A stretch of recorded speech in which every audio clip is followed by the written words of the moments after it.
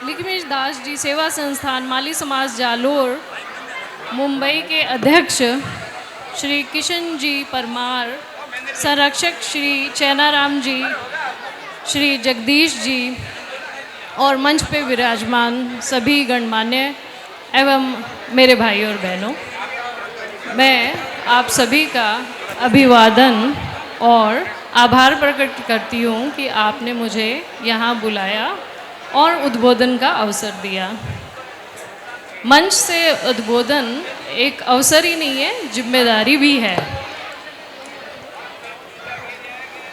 जो सामने हमारे भाई बहन बैठे हैं उनमें जो मैं देख पा रही हूँ 50% के लगभग पुरुष हैं और 50% के लगभग महिलाएं हैं,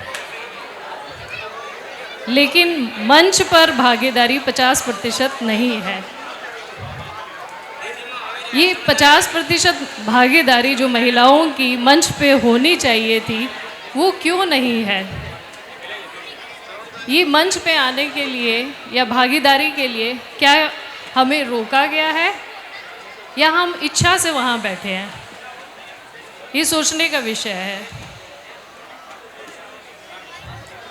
अगर हम ये कहें कि महिलाओं में काबिलियत नहीं है तो वो तो कहना बिल्कुल ही गलत होगा। समाज क्या सोचता है उसकी बजाय अगर हम आंकड़ों पे जाएं तो आज के टाइम में आप देखेंगे, चाहे वो 10वीं 12वीं के बोर्ड के एग्ज़ाम हो, चाहे यूपीएससी के एग्ज़ाम हो, आरएएस का एग्ज़ाम हो, कैट मैट किसी भी तरह की परीक्षाएं हों, सब में लड़कियां टॉप कर रही है। तो कहने का मतलब ये है कि जो हम बैठे हैं ये हम अपनी इच्छा से तो नहीं बैठे हैं, हम इच्छा से तो नहीं बैठे हैं, तो कहीं ना कहीं रोकने का भी प्रयास है। जब हम समंदर में जब हम कुएं में पानी की बाल्टी निकालते हैं तो पानी की बाल्टी में पानी वही होना चाहिए जो कुएं में था। जैसा कुएं का पानी वही बाल्टी का पानी, लेकिन जब बाल्टी आती है तो उसमें वैसा पानी नहीं होता है जैसे कुएं में है। तो महिलाओं को छोड़ दिया जाता है नीचे ही। हम समाज का प्रतिनिधित्व करते हैं लेकिन निर्णय प्रक्रिया में हम शामिल नहीं हैं।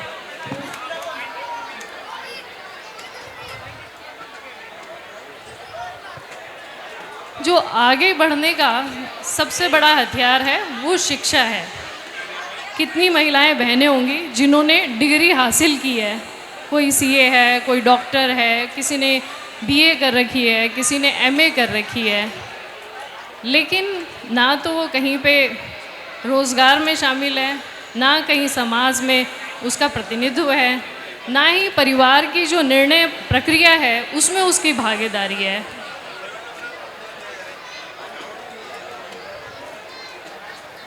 तो जो डिग्री हमने ली है, जो हमने शिक्षा ली है, क्या वो हमने अपने घर में सिर्फ बच्चे ही पालने के लिए ली है या उसका कोई और भी काम है? जब शिक्षा ली है, डिग्री ली है तो उसका कुछ और भी मकसद है।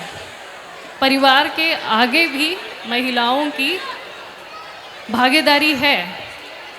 समाज में आपको घर चलाने के लिए खर्चा तो दे देते हैं, आपको परिवार चलाने के लिए जिम्मेदारी भी देते हैं और खर्चा भी देते हैं, लेकिन कमाने का अवसर नहीं देते हैं। ये जो अवसर है वो क्यों नहीं दिया जा रहा है? कभी सोचते हैं आप इस बारे में? कितने लोग हैं जो इसके बारे में सोचते हैं? मैं अपनी बहनों से पूछना चाहूँगी, कितनी महिलाएं हैं इस बारे में सोचती हैं कि उन्हें भी परिवार में जो निर्णय लिए जाते हैं उनकी बराबरी की भागीदारी होनी चाहिए और जो कमाने के अवसर हैं उनको भी अवसर मिलना चाहिए। बेटों को ही क्यों, बेटियों को क्यों नहीं? कितनी महिलाएं इस तरह से सोच पाती है? समाज जो है आपको धार्मिक अनुष्ठान तो देगा, भजन मंडलियों में शामिल करेगा, यज्ञ की भी व्यवस्था करेगा, लेकिन सुरक्षा नहीं देगा आपको। सुरक्षा ही तो जरूरी है ना घर से बाहर निकलने के लिए, वो सुरक्षा नहीं देते हैं।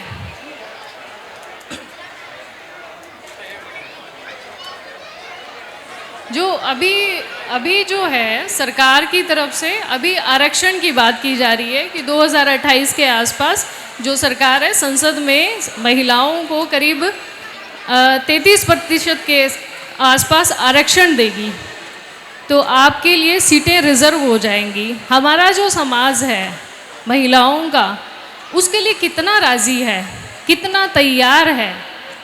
हाँ, कितने हम लोग तैयार हैं कि कल को अगर सीटें आरक्षित हो जाती है, हम में से कितनी महिलाएं हैं जो उस आरक्षण का फ़ायदा उठा पाएगी?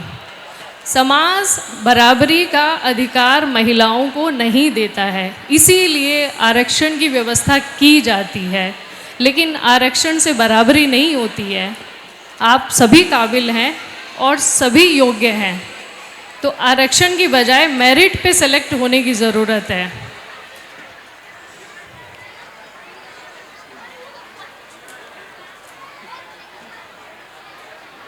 अच्छा, ओके। महिलाएं कितनी सशक्त होती हैं ये शास्त्रों में भी लिखा हुआ है। एक बार जब रावण के ऊपर चढ़ाई करने के लिए राम निकले थे, तो सभी लोग जो है देवतागण, तो जब रावण के ऊपर भगवान राम चढ़ाई कर रहे थे तो सभी देवता डर गए थे कि अगर राम और रावण में लड़ाई होती है तो रावण जीतेगा, क्योंकि उसके साथ शिव का आशीर्वाद है। भगवान शिव के वो बहुत बड़े भक्त थे। तो सभी जो देवता थे वो ब्रह्मा जी के पास पहुँचे। तो ब्रह्मा जी से पूछे कि प्रभु इस तरह की समस्या है, अगर दोनों में लड़ाई होती है तो रावण तो जीतेगा क्योंकि भगवान शिव उनके साथ है। तो भगवान ब्रह्मा ने बोला कि ऐसा है, आप लोग सती के पास जाइए, माता सती आपको रास्ता दिखाएंगी। तो जब सभी देवता इकट्ठे होकर माता सती के पास गए तो आप जानते हैं माता सती ने क्या कहा? माता ने बोला कि ठीक है, अगर शिव रावण की तरफ से लड़ेंगे तो मैं राम की तरफ से लड़ूंगी। तो ये बात भगवान शिव के पास पहुंची कि भाई माता सती जो है राम की तरफ से लड़ने वाली है। तो भगवान शिव ने वहीं हाथ जोड़ दिए कि नहीं, मैं इस जो लड़ाई है उसमें साथ नहीं दूंगा। अगर माता सती उधर खड़ी है तो जीता नहीं जा सकता। और भगवान शिव जो है पीछे हट गए। भगवान शिव पीछे हट गए तो माता सती भी पीछे हट गई, और इसी तरह से मतलब भगवान राम जो है जीत पाए। तो कहानी का सारांश क्या है कि महिला जो है पुरुष की छाती पे पैर रख के काली भी बन सकती है और विष्णु के पैरों को दबाने वाली लक्ष्मी भी बन सकती है। तो कहने का यही है कि आप में सभी तरह की शक्तियां हैं, है ना। धर्म और संस्कृति और समाज के नाम पे किसी भी चीज़ को बर्दाश्त करने की कोई ज़रूरत नहीं होती है।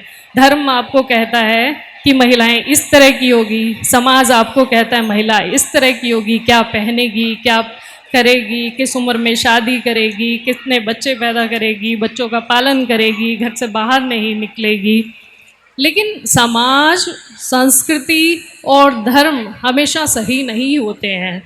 एक समय था जब जिंदा औरतों को चिताओं पर लिटा दिया जाता था, जला दिया जाता था, सती प्रथा होती थी, है ना। उसको भी छोड़ना पड़ा, वो भी धर्म के नाम पे ही हो रहा था, समाज और संस्कार के ही नाम पे हो रहा था। ध्यान से देखिए, ध्यान से सुनिए। जब कोई आदमी, कोई भी व्यक्ति आपकी आज़ादी को कम करने की कोशिश करता है, आपके निर्णय को प्रभावित करने की कोशिश करता है, आपको लगता है कि ये सही नहीं है, और वो सब जब होता है वो धर्म के नाम पे होता है, समाज के नाम पे होता है, संस्कार के नाम पे होता है। तो आप कभी भी ऐसा करें, आपके साथ कभी ऐसा हो, तो ये लिटमस पत्र जरूर लगाएं, क्या ये धर्म के नाम पर हो रहा है, क्या वो लॉजिक पे भी ठीक है या नहीं है ना।